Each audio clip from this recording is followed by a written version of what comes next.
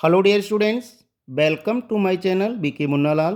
आज मैं आपको क्लास 12 इंग्लिश बुक फ्लेमेंगो के लेसन 7 द इंटरव्यू के पार्ट सेकंड से top 5 short answer type questions discuss करने वाला हूं। स्टूडेंट्स, इस पार्ट की ओपनिंग लाइन्स हैं, I am a professor who writes novels on Sunday. मैं एक प्रोफेसर हूं जो रविवार के दिन उपन्यास लिखता हूँ। ये राइटर का कोटेशन है। तो अभी तक प्रिय विद्यार्थियों, मेरे चैनल पर अगर आप नए हैं तो चैनल को सब्सक्राइब अवश्य कर लें, जिससे आप मेरे आने वाले हर वीडियो का नोटिफिकेशन प्राप्त कर सकें। तो आइए शुरू करते हैं।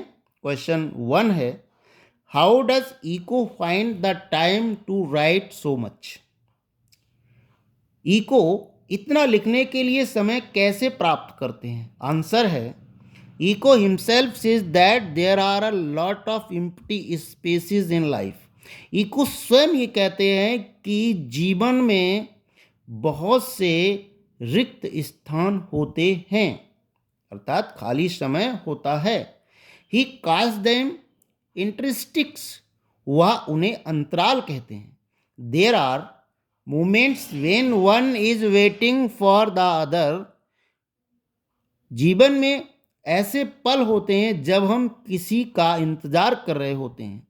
इन दैट एम्प्टी स्पेस, इन खाली स्थानों में, इस खाली समय में, ही राइट्स एन आर्टिकल, वह एक लेख लिखता है। देन ही स्टेट्स, तब वह कहते हैं, that he is a professor who writes novels on Sunday.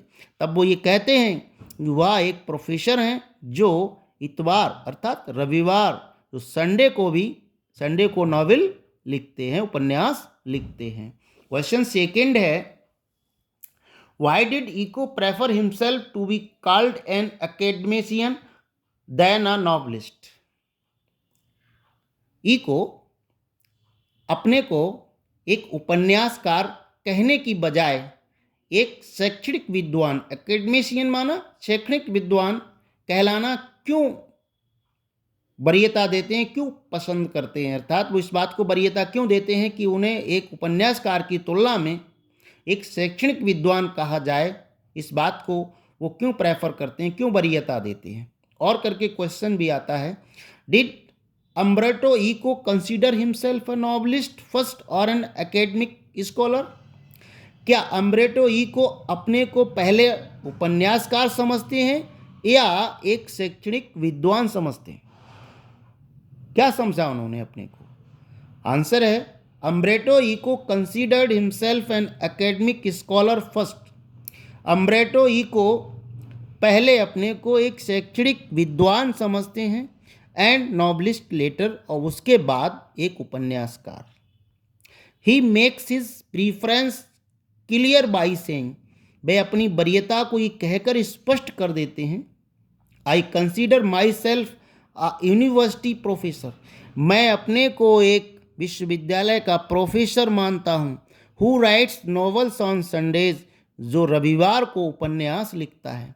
He participated in academic conferences and meetings, वह शैक्षणिक सेमिनारों, कॉन्फ्रेंसेस माना सेमिनारों, और मीटिंग्स मानी सभाओं में भागीदारी करते हैं। क्वेश्चन थर्ड है, what is the reason for huge success of the novel the name of the rose? उपन्यास the name of the rose की विशाल सफलता का क्या कारण है? आंसर है, the name of the rose is different sort of novel. Name of the rose एक अलग प्रकार का उपन्यास है। It is a detective story at one level, एक स्तर पर यह एक जासूसी कहानी है। It also probes into metaphysics, theology and medieval history. यह मेटाफिजिक्स माना आध्यात्मिक विज्ञान, थियोलॉजी धर्मशास्त्र, मीडिएवल हिस्ट्री और मध्य युगीन इतिहास का प्रोप्स माना विश्लेषण करती है। या ना ये जो उपन्यास है वह अध्यात्म, धर्मशास्त्र और मध्य युगीन इतिहास का विश्लेषण करता है। The reason for the success of the book however remains a mystery. इस उपन्यास की सफलता का कारण आज भी एक मिस्ट्री है, एक रहस्य है। क्वेश्चन फोर्थ है, what did the publisher think of the name of the rose.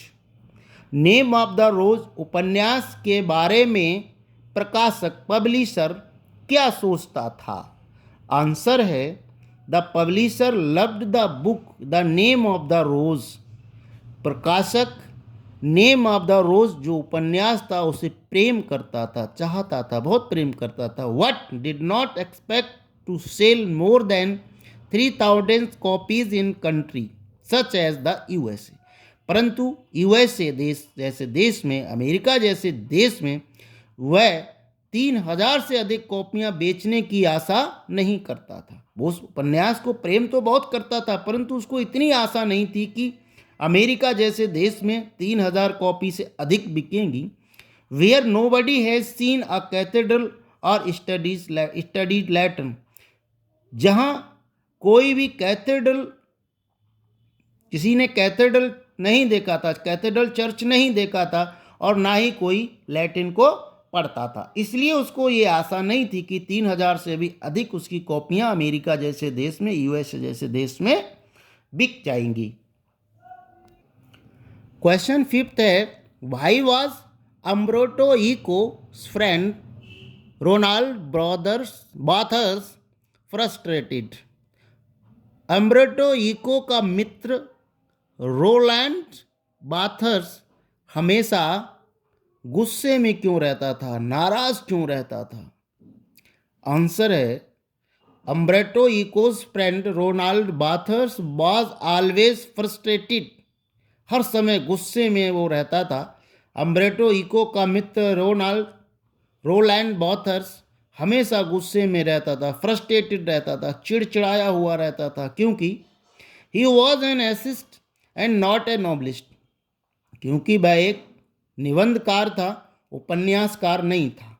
He wanted to do creative writing one day.